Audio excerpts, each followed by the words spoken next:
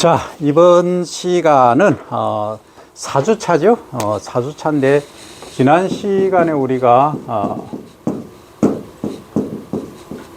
광합성까지 했습니다. 그죠? 줄여서 PS 포토 신시스라고 한다 이야기를 했죠. 그죠? 광합성까지 했다. 광합성에는 광에 있어서는 레드광과 블루광 두 개가 서인다고 했죠. 적색광, 청색광. 그러니까 가시광선 중에서 실제 이용되는 것은 우리가 여기서 가겠죠. 빨주노, 초파남보, 파장으로 나노, 메타 이렇게 말합니다.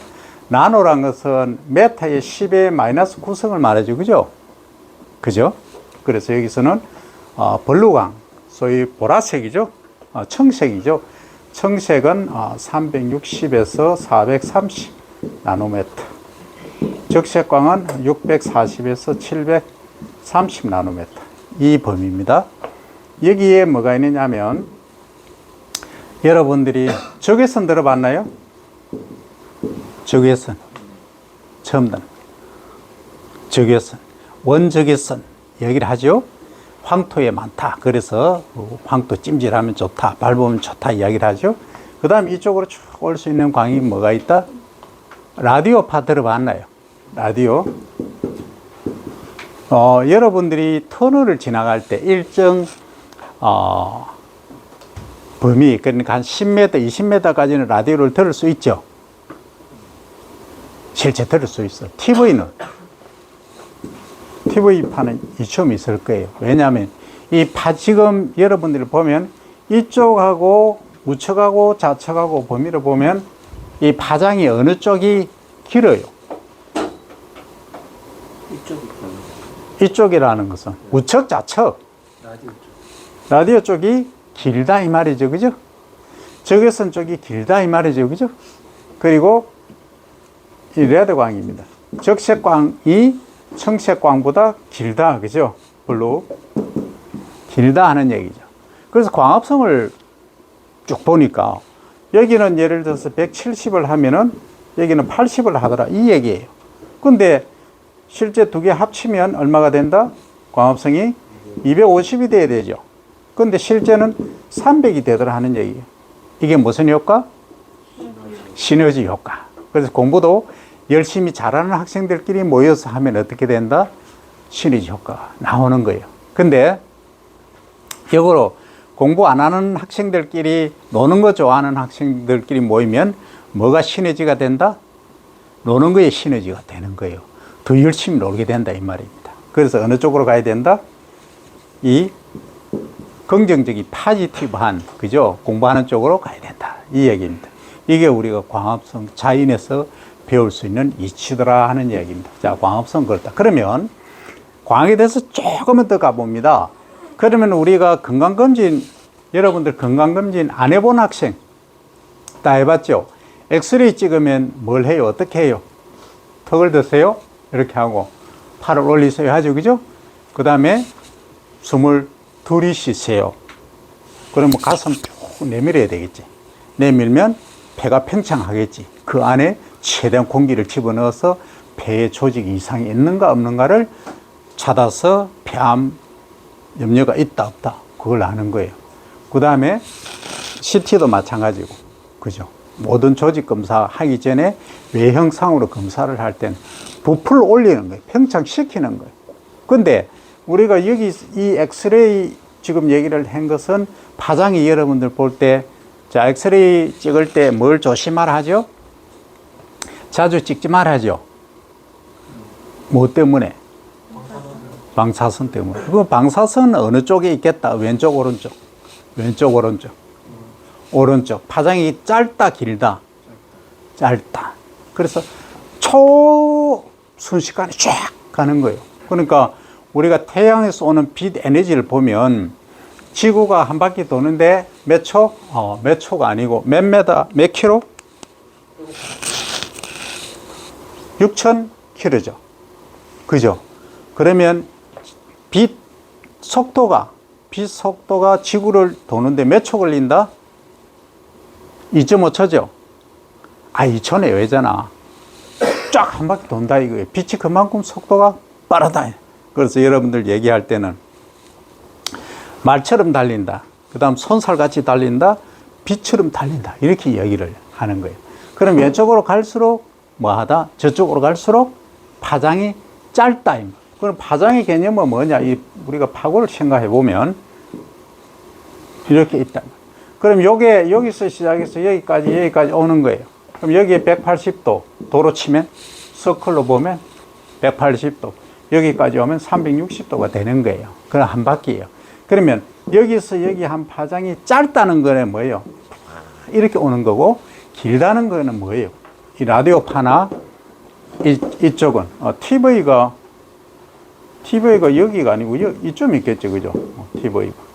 자, 어쨌든 파장이 길다는 것은 스무스하게 이렇게 넘어간다 이 얘기예요. 소위 구렁이 담 넘어가듯이 넘어간다 이 얘기입니다. 자, 그러면 여러분들 차를 타거나 여름에 창문가에 딱 앉아 있다.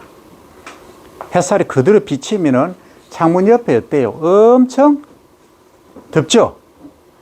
왜 더울까 한번 생각해 봤나요? 태양에서 오는 빛이 창문을 때려요. 때린다는 것은 여기 창문을 뚫고 빛이 들어와야 되는데 못 들어오죠. 그럼 창문을 때리니까 어떻게 한다? 창문에 마찰이 생겨요. 그래서 여기서 에너지가 발생을 하는 겁니다. 그건 열이 되는 거죠. 그러니까 더운 거죠. 그래서 여름에 차 같은 것도 마찬가지. 창문을 닫아두고 갔다 오니까 온도가 60도, 70도까지 올라가 버립니다. 그거 뭐 때문에 그렇다?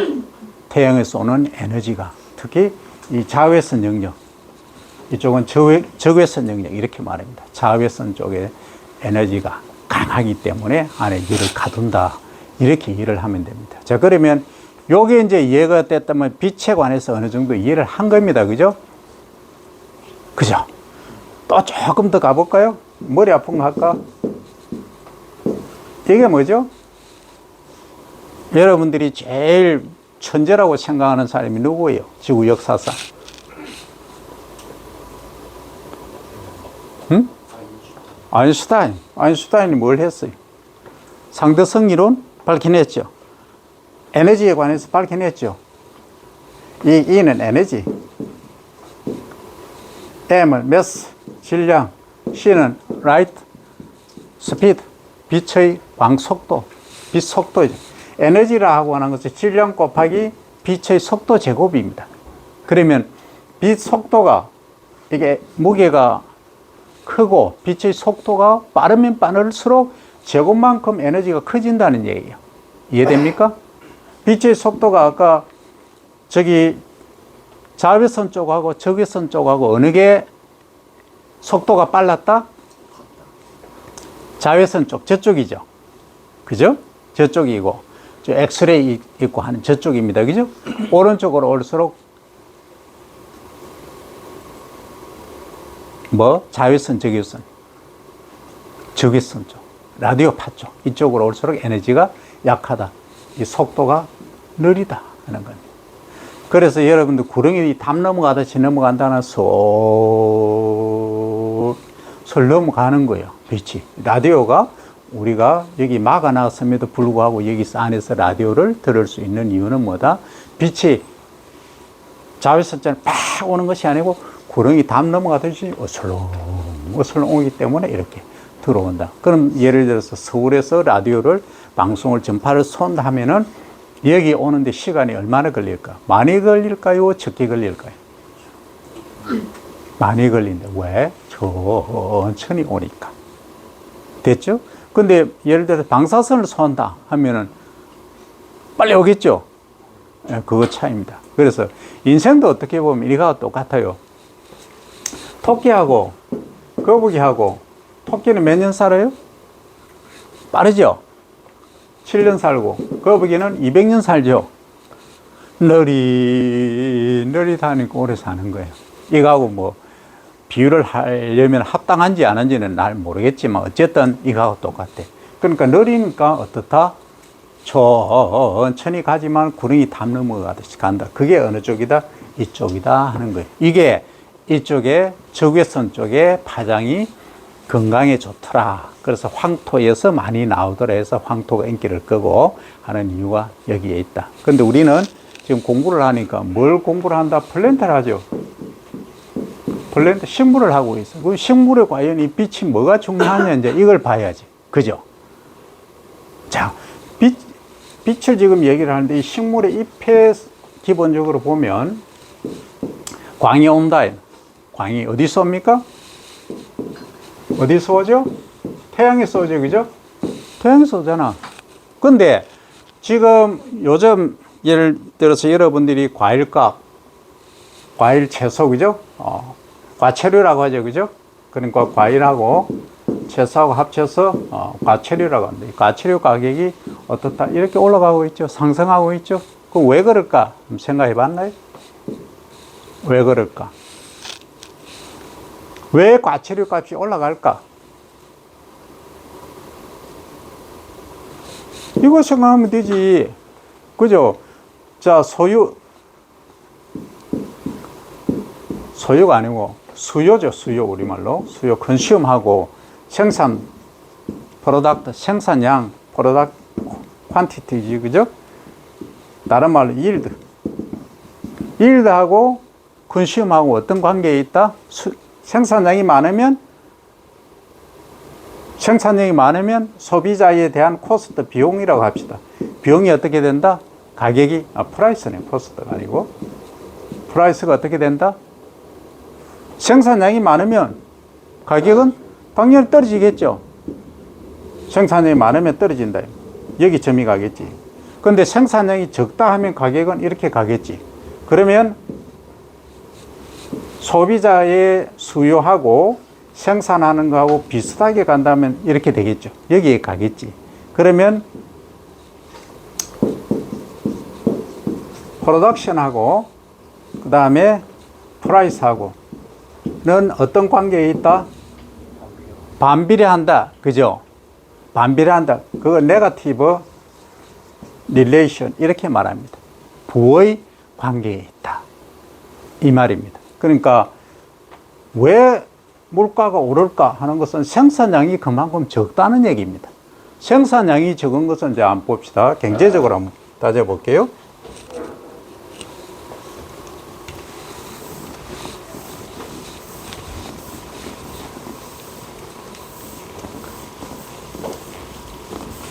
자, 생산량이 적다. 프로덕션이 적다 하는 것은 1차적으로 파머스, 농부분들이 생산을 안 하기 때문이다. 적게 하니까. 왜? 그 전에 돈이 안 됐으니까. 예를 들어서. 그 다음에 외국산, 수입산이 많이 들어왔어도 그럴 수 있겠죠. 그죠? 특히 이제 열대, 아열대 과일은 거의 외국에서 수입을 한다. 그죠? 임포트가 많다.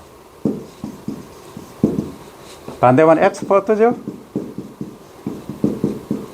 자, 세 번째는 나는 생산하려고 하는데 뭐가 안 되더라는 얘기지. 뭐가 안 받쳐주더라 했죠? 네? 지난 시간에. 나는 재배 방법도 아주 좋고 아주 품종도 좋은 것도 다 했는데 안 받쳐주더라. 뭐가 안 받쳐주더라? 환경이 안 받쳐주더라. 인바이러먼트가 안 받쳐주더라. 그럼 지금 안 받쳐주는 건 뭐예요? 오늘도 날씨가 어때요? 흐리죠. 흐리죠. 그럼 흐리다는 것은 여기 아까 광합성에 있어서 뭐가 없다는 얘기예요? 빛이 부족하죠. 라이트가. 그럼 빛이 부족하면 우리는 어떤 생각을 해야 됩니까? 예를 들어서 호박 하나에 주키니 호박이 3,000원이다. 그러면 소비자 입장에서는 1,500원 하면은 적정가인데 3,000원이니까 너무 비싸잖아. 그러면 소비자가 소비를 합니까? 안 합니까? 안 하죠. 안 하면 다음에 우리가 생산자가 생산을 했을 때 마케팅이 된다, 안 된다? 안 되는 거예요. 가격이 비싸면 좋은 게 아니에요. 농가 입장에서도 적정 가격이 좋은 거다. 소비자분들이 소비를 할 수 있게끔 해내야 된다. 그런데 지금 기후가 어떻게 되고 있다? 온난화되고 여러 가지 이제 기후 문제가 발생을 하니까 지금 햇볕이, 햇살이 쨍쨍 내리 쬐야 되는데 그래서 광합성을 해야 되는데 광합성을 못하고 있다. 그러면 우리는 어떤 조치를 취해야 될까요? 지금 배웠어. 여러분들이. 우리가 광을 조사해줘. 어? 우리가 광을 조사해. 광을 조사한다. 광을 비춰준다. 조사한다는 아주 전문적인 용어까지 쓰는 거 보니 좋았어. 조사한다, 비춘다 이 얘기입니다. 빛을. 그럼 어떻게 비출 건데? LED까지 나왔어. LED 좋았어. 지난 시간에 했지? LED를 비춘다. 그럼 LED를 비추면은 비용이 어떨까요? 비용이 들겠죠? LED는 어디서 오는 거예요? 전기에서 오죠? 그죠? 그럼 전기 에너지가 풍부해야 LED를 쓰겠죠? 그럼 농가 입장에서 판단을 해보는 거지. 내가 LED를 비춰서 생산량을 늘린다. 그죠? 그러면 나도 충분히 많이 팔 수 있고 소비자분들도 적정 가격에 구입할 수 있으니까 누이 좋고 매부 좋다. 그렇게 가죠. 근데 가만히 생각해 보니까 어이야, 전기세가 겁나게 비싼 거야. 조금 더 쓰니까 누진세가 발생하죠. 누진세라는 게 있어요. 적정 양 이상 쓰면은 가격이 폭발적으로 올라가는 거예요. 여러분들 은행에 이자를 하면 예를 들어 5년 거치 뭐 이런 거 있어요. 5년 동안 정기 적금 부어 놓는다 하고 거기 한 달에 예를 들어서 내가 1억을 저금을 했다 하면은 월 예를 들어서 10만 원씩 계속 받는 거야. 내가 계속 쓰면은 누적이 안 돼. 근데 그걸 계속 재해치를 하는 거야. 그러면 5년 지나면은 그게 한 8억까지 될 수도 있어요. 계속 예치를 하니까. 근데 그걸 찾아 쓰면은 원금만 남아. 그거하고 똑같아요. 누적이란 말은 accumulate. 계속 요거 받을 걸 계속 사 놓는다 이 얘기입니다. 이해됩니까? 그러면 여기서는 광은 지금 우리가 인위적으로 줘야 될 입장이라 지금도 흐린 날이에요. 주말에도 거의 흐렸죠. 비 왔죠. 그러니까 얘가 잎이 광합성을 못 내. 그죠? 1차적으로 광합성을 못 하니까 당을 못 만들죠. 당을 못 만드니까 탄수화물이 적어지고 당도 적어지고 크기도 줄어들죠. 1차적으로. 그러니까 가격이 올라가죠. 그럼 우리는 LED를 쏘겠다. 조사를 하겠다. 해보니까 전기세가 비싸서 엄두가 안 나. 생산자들이 고민을 하는 거야. 어떻게 하지? 어떻게 하지? 하고 있는 거예요. 지금 그 문제. 그러면 여러분들이 스마트 농산업학과에 왔으니까 스마트하게 어떻게 한다? 이 광을 더 싼 가격에 조사해서 활용할 수 있는 방법이 없을까? 해서 LED에서 나온 게 뭡니까? 무슨 광? 레드광하고 블루광. 붉은색하고 청색 광을 함께 조사를 해주니까 전기세를 확 떨어뜨리고 뭐 한다? 광합성 효율을 높이더라. 이 얘기입니다. 이제 이해됩니까? 요게 시너지 효과입니다. 그래서 여러분들이 산업은 어디까지 가느냐? 광, 전기, 에너지까지 우리 농산업이 영향을 미치고 있다. 이렇게 일을 해야 됩니다. 자, 여기까지 이제 설명을 하고 하나 추가를 하면 이런 거 있죠. 빛을 조사를 안 하고 흐린 날이 계속되면은 또 어떤 문제가 발생을 할까요? 이 식물 입장에서는, 플랜트 입장에서는 어떤 문제가 발생할까요? 흐린 날이 계속된다. 자, 그러면 여러분들 집에 지금 자취하거나 하숙하거나 아니면 그냥 집에서 통학하거나 하죠? 하면은 비가 여름에 장마철에 계속 와. 그러면 엄마가 제일 걱정하는 게 뭐예요? 가정에서 얘기입니다. 어? 빨래죠? 빨래가 왜? 안 마르죠? 그 안 마르면 어떻게 됩니까? 냄새 나죠? 뭐 때문에? 곰팡이 피고 세균 덕실덕실 하잖아. 습도가 높으면, 그죠? 그 습도가 높게 되면 병이 발생한다 이 얘기입니다. 식물에도 똑같이 적용이 된다 이 얘기입니다. 그래서 어떻게 해야 되겠다? 어떻게 해야 될까요? 수분을 어떻게 해야 되나? 바깥으로 내보내야 되겠죠?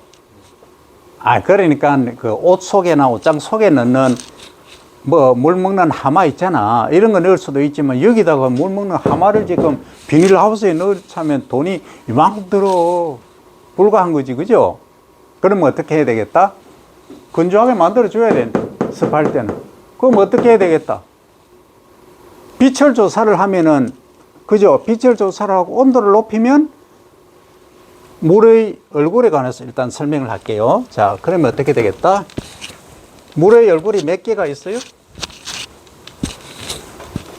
물의 얼굴이 몇 개?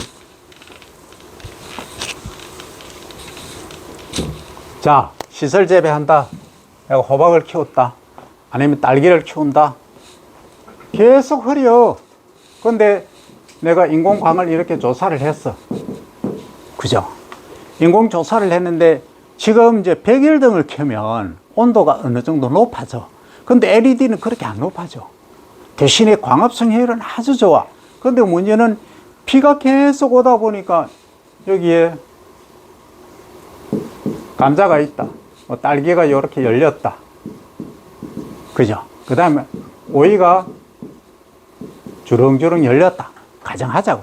그 다음에 토마토가 이렇게 주렁주렁 열렸어. 근데 지금 문제가 뭐냐 하면 내가 LED 등을 하니까 전기차도 전략하고 아주 좋더라.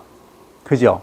적색광하고 청색광 두 개를 딱 조사를 하니까 시너지 효과에 의해서 광합성이 잘 되고 있어. 근데 문제가 있어. 이게 온도가 올라가야 되는데 어느 정도 적정하게. 그래야 물이, 여기에 물, H2O라고 가정합니다. 이게 바깥으로 나가겠죠. 나가는데 얘가 안에 갇혀 있어. 많이 갇혀 있으니까 여름에 비가 계속 오면 빨랫감이 냄새가 쿡쿡 나듯이 안에 여기 곰팡이가 피기 시작하는 거예요. 이해됩니까? 그러면 이거 어떻게 해야 될까요?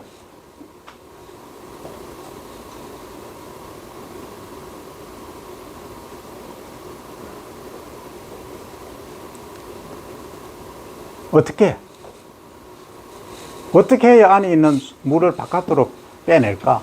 이 얘기예요.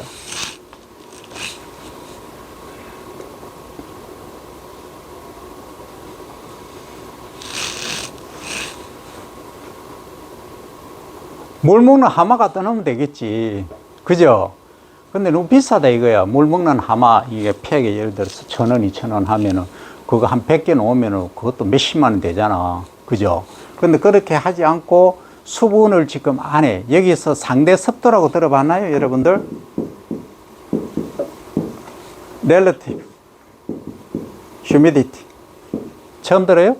상대 습도는 뭐냐 하면 이 대기 속에 있는, 그죠? 여기서 습도 양을 우리가 상대적으로 측정하는 겁니다. 이 값은 보통 이제 흐린 날이 계속되면 80%, 90% 이렇게까지 올라가요. 여러분들 분무하죠? 쫙 분무를 하면 80, 90까지 올라가는 겁니다. 여기서 얼마나 채우고 있는가. 공기하고의 비를 얘기했을 때 하는 겁니다.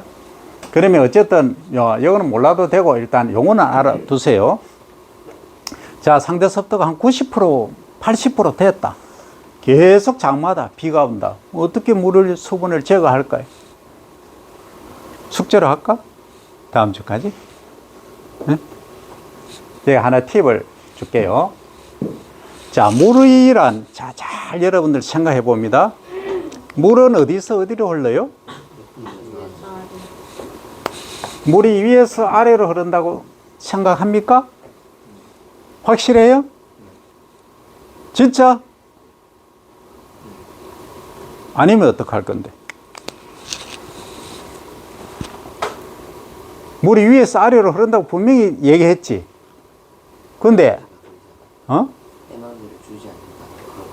에너지를 주지 않는 아주 중요한 얘기를 했어요. 이게 중력의 법칙이 뭡니까?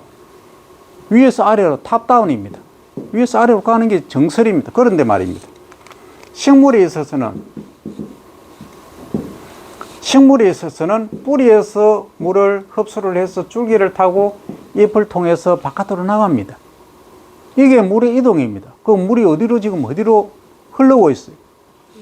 아래에서 위로 올라가고 있죠. 그렇잖아. 근데 여러분들 잘 생각해 보세요.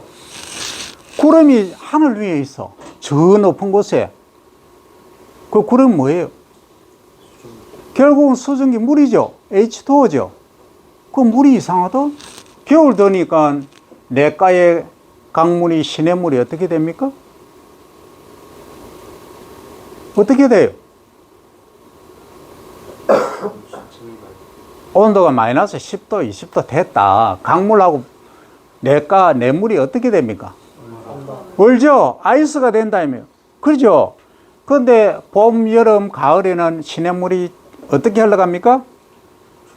절절절 흘러가잖아, 그냥. 비 오면 쿨쿨쿨, 쿵쿵쿵, 뭐 하여튼 흘러가겠지, 그죠? 절절절 흘러간다, 이 말. 그러면, 야, 이 물이 도대체 뭐냐 하는 거지? 물이 뭐예요? 물의 얼굴이 도대체 몇 개냐 하는 거지? 물의 얼굴이 몇 개입니까?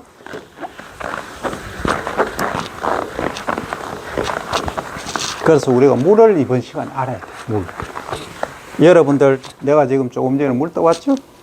자, 물이 과연 물, 워터, H2 화학식으로 H2O 이렇게 생겼죠? HH 산소 이렇게 되어 있죠? 요 플러스 전극 띄고 마이너스 전화 띄죠, 그죠? 어쨌든 여기 물이다. 근데 봄, 여름, 가을까지는 물이 그냥 절절절 흘러간다. 얘가 겨울이 되니까 아이스가 되더라. 얼음이 되더라. 그죠? 그런데 야, 여름이 되게 더울 때 가을에 하늘을 보니까 하늘에 구름이 뭉게뭉게 피어 있더라. 그럼 이건 뭐예요? 이거는 액체죠. 액상, 리퀴드, 액체. 요것은 고체, 요것은 기체. 그래서 물의 태가, 모양이 몇 가지다? 세 가지다. 3태. 세 가지를 얼굴에 갖고 있는 게 이게 물이에요. 그죠? 그러면 우리가 온실 속에서 물이 많다. 어떻게 이걸 제거를 할까? 지금 답은 내가 다 얘기했어요. 힌트를 다 줬어요. 수분이 많으니까 지금 문제가 곰팡이 피고 세균 발생하고 하니까 병에 걸려서 얘가 물러지다가 나중에 병 걸려서 다 가십니다. 꼬들꼬들 시들시들함이 가버려요. 소위 죽는다 이 말. 물이 많은데도 죽어. 말라 죽어. 너무 많다. 수분이 지나치게 많다. 그걸 과하다. 습도가 과해서 과습이라고 합니다. 요 용어를 기억해야 됩니다. 과습. 수분이 너무 많다. 이 과습이 되니까 뭐 한다? 죽더라. 오히려 말라 죽더라. 그럼 어떻게 해야 되는가? 이걸 이제 우리가 연구를 해야 돼. 수분을 어떻게 줄일까?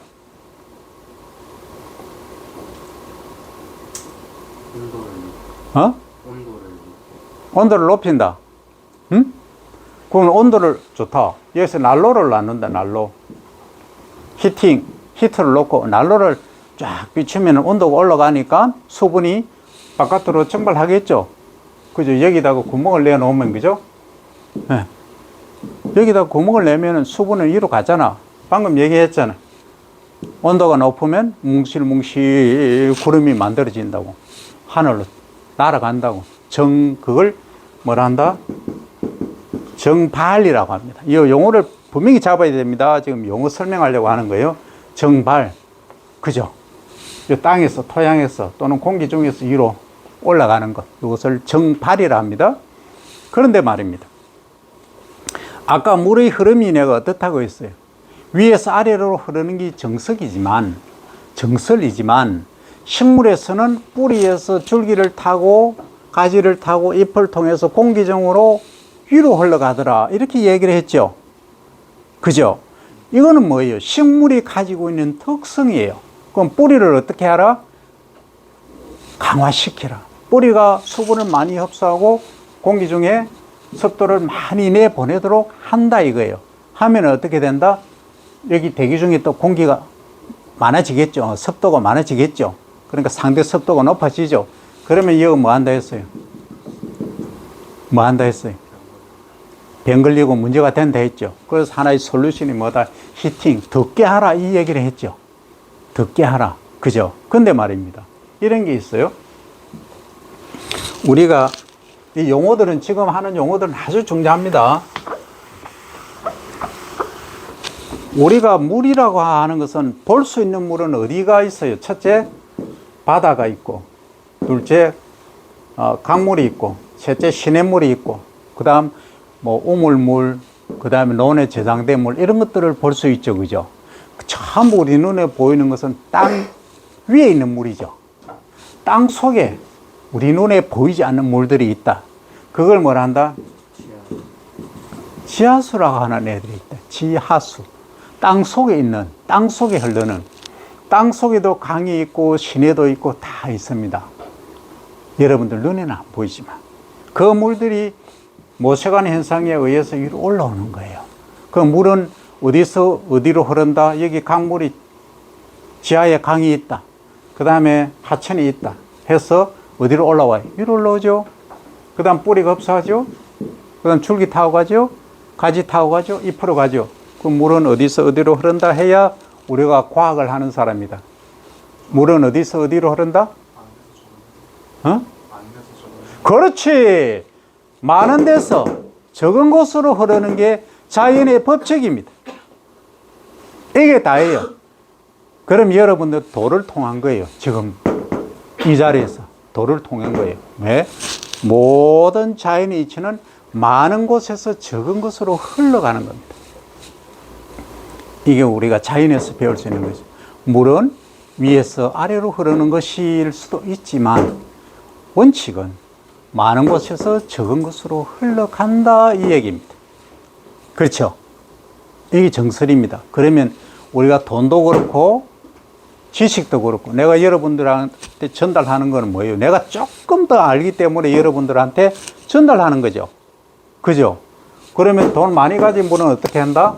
기부를 많이 해야 되겠죠.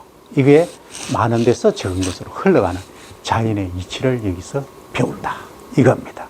요것만 여러분들이 기억을 하면은 지금 돌면 안 돼. 제일 중요한 거 하는데 뭘 한다? 도를 통한 겁니다. 다른 데 통한 것이 아니고. 자, 그러면 지금 이 수분이 너무 많다. 과습하다. 수분이 너무 많다. 과하다. 이 과습이라고 얘기했죠? 과습. 지나치게 많다. 그러면 어떻게 하든지 수분을 바깥으로 보내든지 여기에 상대 습도, 공기에 대한 수분의 양을 줄여줘야 돼. 그래야 곰팡이도 적게 피고 병도 적게 들고 해서 건강하게 자라. 그럼 어떻게 한다? 이 얘기예요. 자, 여러분들 잘 봐야 됩니다. 물은 밑에서 위로 흐르는데 지금 바깥에 비가 많이 와서 습도가 높은 거예요. 그러면 그 말은 여기에 지금 습도가 엄청 물이 많다는 얘기죠. 물이 많은 곳에서 어디로 흐른다 했어요? 적은 곳으로 흐른다. 그럼 땅 속에는 오히려 줄어들 수가 있어요. 그러면 어떻게 한다? 물을 밑으로 땅 속으로 부족한 쪽으로 내려보내자. 이걸 뭐 한다? 배수라고 하는 겁니다. 물을 땅 속으로 지하든 바깥으로 빼내는 거. 토양 속으로. 요걸 배수라고 합니다. 그죠? 자, 요걸 잘 이해를 해야 됩니다. 배수. 물을 빼는 것. 요걸 이제 드레인이라고 합니다. 영어로 하면 DRAIN. 드레인을 시킨다. 이거 얘기입니다. 그러면 땅 속으로 배수를 하기 위해서 여러분들이 어떤 일을 해줘야 되겠다. 어떻게 하면 배수가 잘 될까? 어떻게 하면?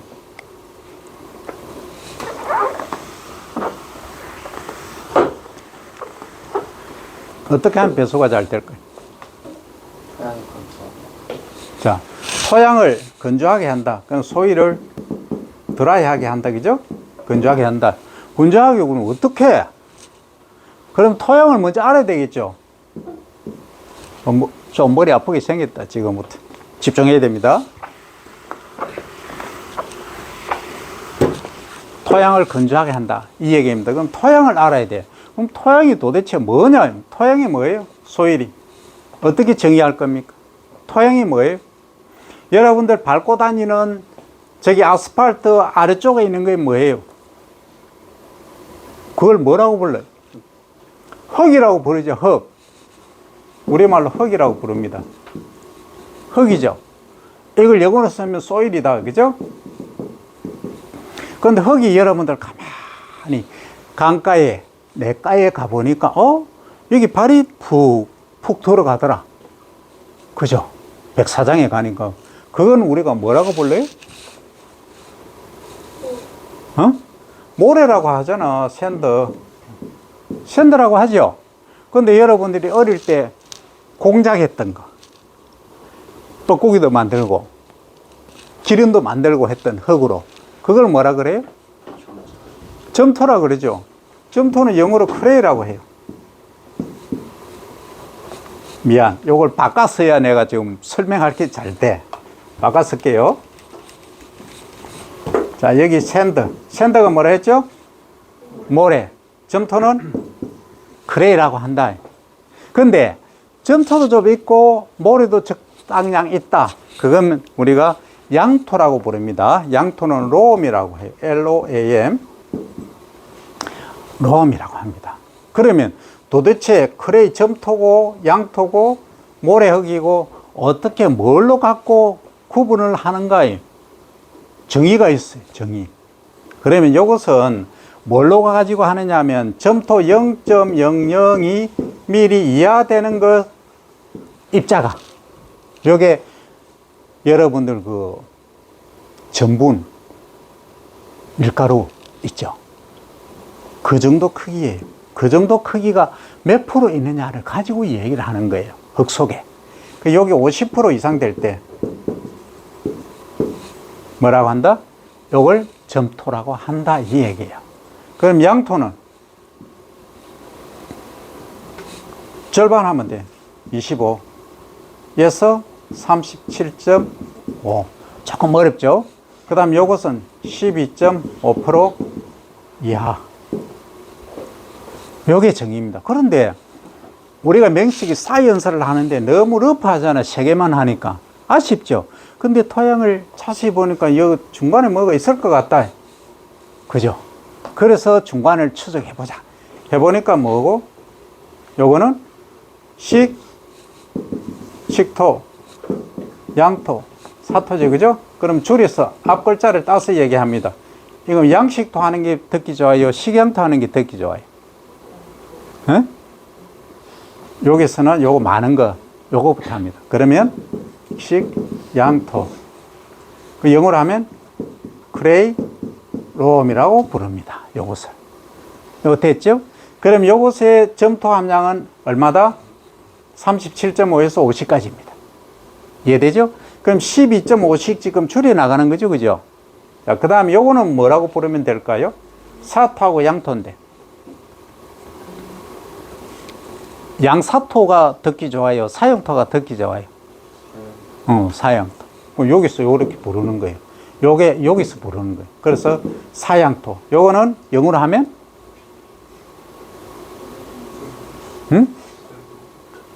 샌드잖아. 샌드롬이잖아. 그죠? 그럼 뭐 명사 나란히 쓸 수 없죠? 그러면 앞에 쓰는 거는 형용사로 만들어줘야 되겠죠? 그럼 뭘 한다? 샌디롬 해주면 되겠죠? 이렇게 되는 거예요. 그럼 요것의 점토 함량은 몇 프로다? 12.5에서 25 요 사이겠죠. 요게 토양입니다. 이해되나요? 토양을 이제 구분하는 요 토양의 성질이에요. 그래서 우리가 일명 토성이라고 합니다. 토성. 영어로 하면 soil texture.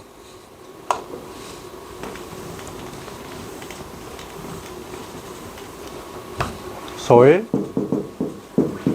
texture라고 부르는 거예요. 토성입니다. 토양의 성질. 그러니까 점토가 얼마나 있느냐, 몇 프로 있느냐를 가지고 이야기를 한다 이겁니다. 그럼 토양을 여러분들이 공부를 했어요. 자, 뭐하다 여기 왔어요? 수분을, 배수를 어떻게 할 것인가? 그죠?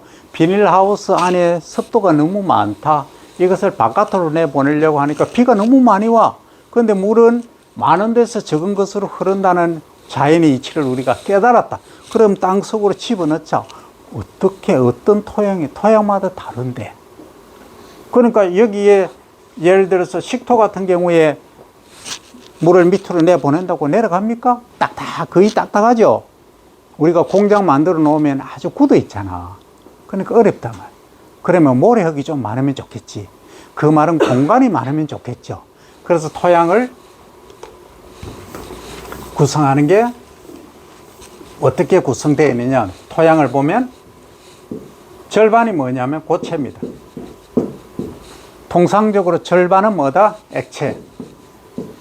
절반은 기체입니다. 그래서 이걸 다른 말로 상태라 해서 고상, 액상, 기상. 거의 액상은 물이죠. 기상은 거의 공기죠. 공기는 좀 이따 더 자세히 설명하겠지만 질소가 78%죠. 공기 중에. 땅 속에는 조금 다릅니다. 그리고 산소가 O2가 21%죠. 그죠? 21%. 그리고 O2, CO2가 몇 프로다? 0.04%. 그런데 지구 온난화 문제가 되는 게 요거 CO2 0.04% 되는 게 지금 심각한 문제가 되고 있다는 거예요. 지금 기상이변이 일어나고 있다 이거예요. 그 400은 어디서 왔느냐 나중에 얘기합니다. 공기에 대해서는 따로 얘기하고 지금 수분에 관해서 어떻게 하면 온실 속의 물을 밑으로 지금 빼낼까 배수를 할까 이 얘기입니다.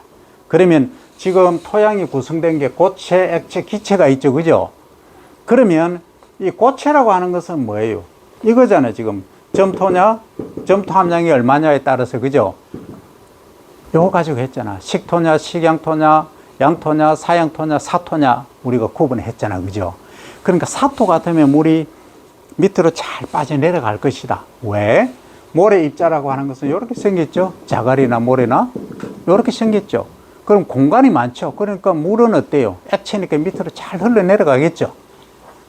근데 여기에 만약에 밀가루가 있다. 쫙 이렇게 있으면 소위 응고되어 버린다. 서로 달라붙어 버린다. 그래서 이 판을 형성해서 수분이 밑으로 못 내려가는 거예요. 그래서 우리가 토양에 뿌리가 잘 내리고 잘 자라게 하려고 하면 어떻게 하면 되겠다? 공극이 많게 해줘야 되겠죠. 여기 토양 속에 있는 것을 공극이라고 합니다. 됐나요? 요거 기억해야 됩니다. 공극. 됐죠? 토양 속에 이 공간입니다. 공간. 모래가 많겠죠, 당연히. 근데 모래도 다져지면 아주 강하게 다져지지만 통상적으로 얘기합니다. 공극입니다. 그죠? 자, 그러면 이걸 한번 생각해 볼까요? 모래가 이렇게 있다. 자갈은 이렇게 있다. 이렇게 섞여 있으면 어때요? 수분 배수가 잘 되겠죠? 근데 여기에 점토가 있다. 아주 미시한 파인한 것들이 있다 하면은 배수가 잘 되나요? 안 되나요? 안 됩니다. 그래서 어떻게 해준다? 요게 흙이 모래가 많다 할 때는 배수가 잘 되는데 여기서 장단점이 있어요. 모래흙 장단점 봅니다. 자, 모래가 이렇게 있다. 뿌리가 이렇게 내리죠? 그럼 뿌리가 아주 잘 내리겠지. 그죠? 그러면 어떻게 해요? 뿌리가 잘 내리니까 뿌리가 아주 건강하게 잘 자라겠죠. 그럼 위에 지상부가 아주 스트롱하게 강하게 잘 살 것 같아요. 그죠? 근데 문제점이 뭐가 있죠? 뭐가 있나요? 응? 뿌리가 경과하지 못하다. 이 흙이 입자가 헐렁헐렁하잖아. 태풍 불면 어때요? 쑥 넘어가. 그 여러분들이 감자나 땅콩 같은데 모래 땅에 많이 재배하죠. 뿌리를 이용하니까. 그러면 수확할 때 술렁술렁 잘 빠지잖아. 수확할 때 좋죠. 그 말은 다른 말로 하면 태풍이 분 다음에 이게 그냥 넘어가 버려요. 넘어간다. 이걸 뭐란다? 도복. 영어로 하면 로징이라고 합니다. LODGING. 로징이라고 하면 도복이 문제가 되는 거예요. 쓰러짐. 뿌리가 견고하게 받쳐주지 못하기 때문에. 또 하나 단점이 있더라. 뭐가 있을까요? 우리 지난 시간에 필수 원소 양분 배웠죠? 그죠? 양분은 어떤 형태로 존재해요, 토양에?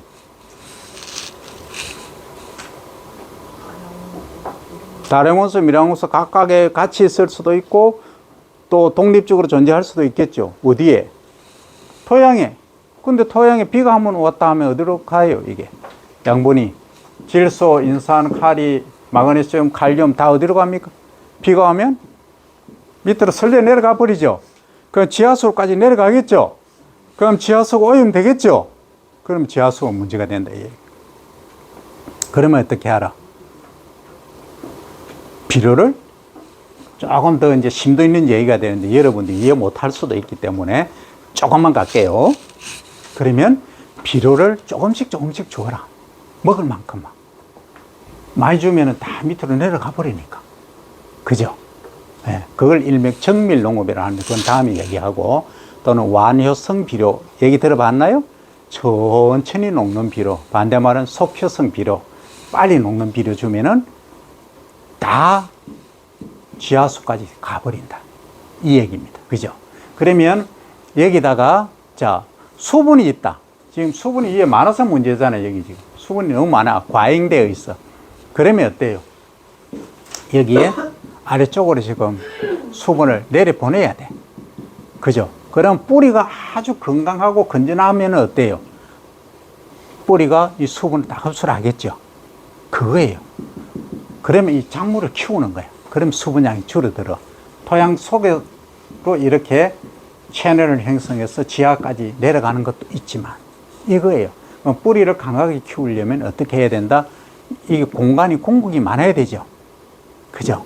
근데 모래땅을 하면 좋은데 모래땅을 하니까 이게 양분이 지하수를 오염시킬 수도 있고 이 식물체가 양분을 많이 흡수를 못해. 양분 이용 효율이 떨어져. 그럼 어떻게 한다? 여기다가 흙을, 다른 흙을 섞는 거예요. 어떤 흙? 양분과 수분을 잘 가질 수 있는 흙. 그걸 뭐라 한다? 이런 흙이 있어요. 아주 파인한 미세한 입자를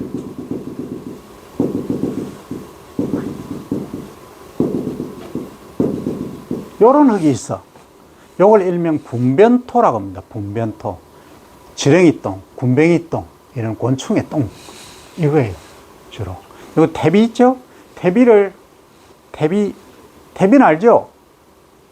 영어로 하면 컴포스트입니다. 이 퇴비는 뭐냐면 우리 볏짚, 보리집, 밀집, 낙엽, 나뭇가지 이런 것들을 부식시킨 거.